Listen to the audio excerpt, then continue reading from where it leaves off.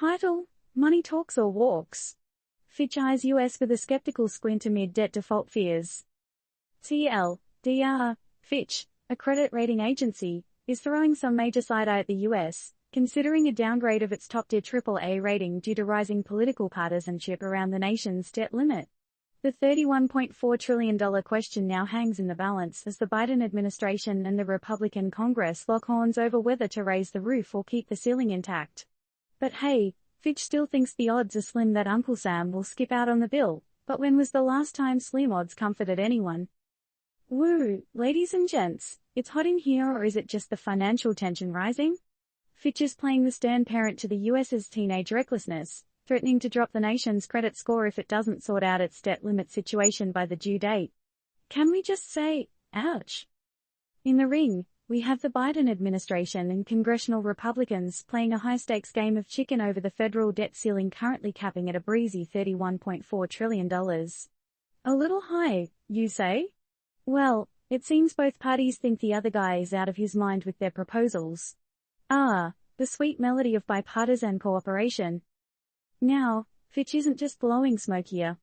They have put the US on negative credit watch because, in their own words, there's been an uptick in political partisanship that is hindering reaching a resolution.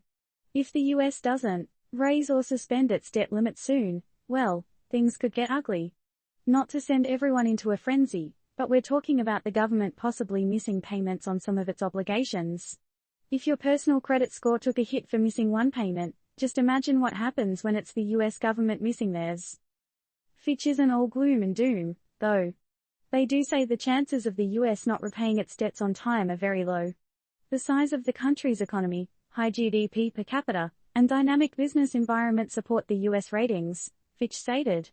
The US dollar still reigns supreme as the world's top reserve currency, giving the government some financial flexibility, light brown skin.